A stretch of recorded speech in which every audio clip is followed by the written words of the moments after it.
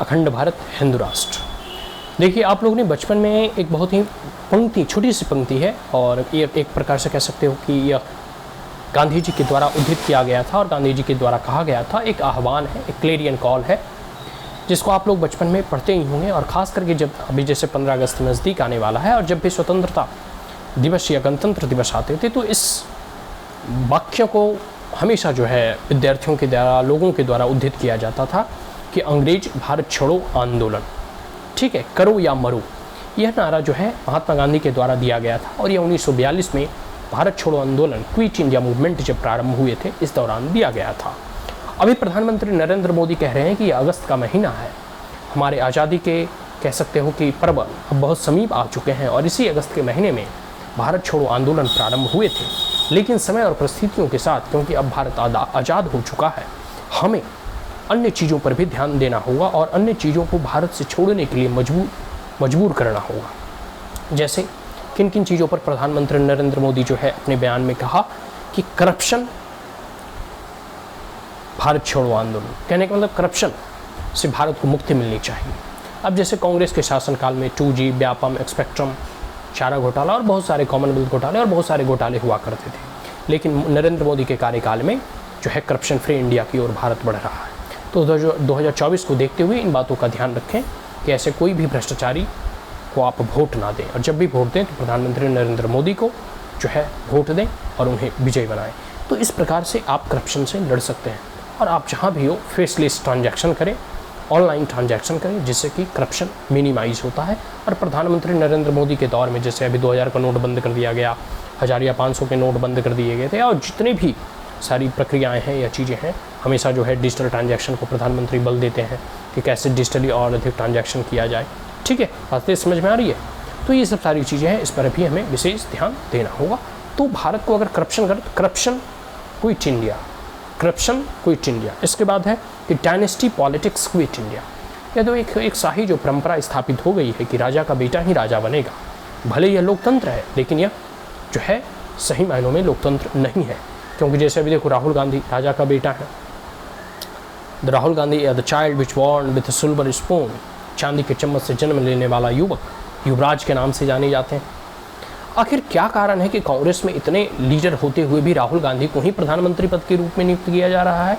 क्योंकि इनके बाप दादा प्रधानमंत्री थे। तो क्या आप चाहेंगे कि आपका बेटा जो है कोई सामान्य से नौकरी करे, नौकर बना रहे और जो प्रधानमंत्री का बेटा है सिर्फ वही प्रधानमंत्री बने? नहीं, यह आप कदापि नहीं चाहेंगे। कोई भी एक बच्चा जो इस देश का नागरिक है वो प्रधानमंत्री पद पर जो है बैठ सकता है, प्रधानमंत्री बन सकता है। यह होना चाहिए और लोकतंत्र का मायने भी यही होता है। लेकिन अब एक जो कह सकते हो ना कि शाही परंपरा जो स्थापित हुई है, चाहे बिहार में ही देख लो, लालू यादव का बेटा नौवीं भले फेल हो, लेकिन क्योंकि वो मुख्यमंत्री का बेटा और बेटी है तो मुख्यमंत्री बनने के लिए पहले ही उसकी घोषणा हो चुकी है। नीतीश बाबू उसके उत्तराधिकारी के रूप में उसको जो है घोषणा कर चुके हैं। अब बताओ भाई, आप ही इसका निर्णय लो कि अन्य जितने भी लोग हैं क्या वो सब झंडा उठाने के लिए बस और पार्टी का जो है पोस्टर चिपकाने के लिए रखें? उनका भी तो इच्छा होता है कि हम भी मुख्यमंत्री बने। तो जो मेटोरियस होगा, जो सही मायनों में देश के लिए काम करेगा, उसको मौका मिलना चाहिए। ना कि कोई मुख्यमंत्री का बेटा है, कोई प्रधानमंत्री का बेटा है तो वही प्रधानमंत्री बनेगा, वही मुख्यमंत्री बनेगा। इन सब चीज़ों पर विशेष ध्यान देने की आवश्यकता है। ये बढ़नी बार बार डिस्टर्ब कर रहा है यार, इसको मार भी नहीं सकते क्योंकि ये भगवा रंग का है। चलो, अब तो ये सारी चीज़ें हो गया। अब भले काट ले तो इसका डर है, लेकिन सावन का महीना है, भगवान भोले पर विश्वास है। तो क्वाइट डायनेस्टिक पॉलिटिक्स पे हमें ध्यान देना होगा। और ये पूरी की पूरी परिपाटी है। जैसे महाराष्ट्र के शिवसेना, आदित्य ठाकरे आ गए हैं राजनीति में, एनसीपी सुप्रिया सुले आ गए हैं राजनीति में, स्टालिन वगैरह आ गए हैं राजनीति में। तो ये जो डायनेस्टिक पॉलिटिक्स है, ये सब सारी चीज़ों का अब समय आ गया है, अंत करें। और भाजपा एकमात्र ऐसी पार्टी है जिसमें कोई डायनेस्टी नहीं चलती। ठीक है, एक नरेंद्र मोदी, कोई आगे पीछे नहीं था। यूपी में देख लो, समाजवादी पार्टी, एक मुख्यमंत्री बने, कोई प्रदेश अध्यक्ष है, कोई संसद है, कोई विधायक है, कोई मुखिया है, कोई सरपंच, मतलब अपने ही घर का पूरा समाजवाद वो बना रखे हैं और बाकी सारे कार्यकर्ता बस झंडा उठाने के लिए जो है बने हुए हैं। तो ये सब सारी चीज़ें, ऐसी डायनेस्टिक पॉलिटिक्स से भारत को आज़ाद करना होगा। योगी जी का मुख्यमंत्री होते हुए आज भी उनकी बहन जो है चाय बेचती है। आप इसकी कल्पना कर सकते हो कि ये कोई विधायक बन जाता है तो उस पूरा का पूरा खानदाने को जो है बोलेरो और स्कॉर्पियो लेके दे देता है। लेकिन इतने ईमानदार नेता मोदी और योगी जी जो है शायद युग में ऐसे नेता आते हैं।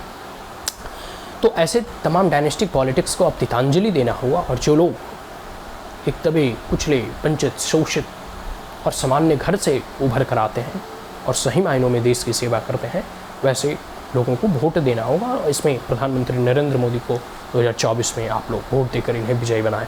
इसके बाद देखो है कि अपीजमेंट क्वाइट इंडिया, कहने का मतलब होता है जो मुस्लिम तुष्टिकरण कांग्रेस के द्वारा जैसे तमाम पार्टियों के द्वारा किया जाता रहा है, ऐसे मुस्लिम तुष्टिकरण से अब ज़रूरत है भारत को जो है इससे निवारण का, इससे निराकरण का, क्योंकि इन तुष्टिकरण से भारत को ऊब चुका है।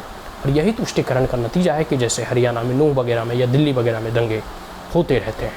ठीक है, तो अब ज़रूरत है ऐसे कम्युनल वायलेंस का अंत का, और इसके लिए जो है एक सशक्त शासक की ज़रूरत है, एक योगी जी जैसा मॉडल अपनाने की ज़रूरत है, जो पूरे के पूरे दंगाइयों को, जो भी दंगा करता है उन्हें बुलडोजर से उनको ध्वस्त कर देते हैं, उनसे एक एक पाई जो है चुकता जो है करते हैं, और पूरे के पूरे ऐसे तमाम माफियाओं पर जो है डंडे और कोड़े बरसाते हैं, और जो भी इलीगल कोई काम करता है उस पर कह सकते हो लीगली एक्शन लेते हैं।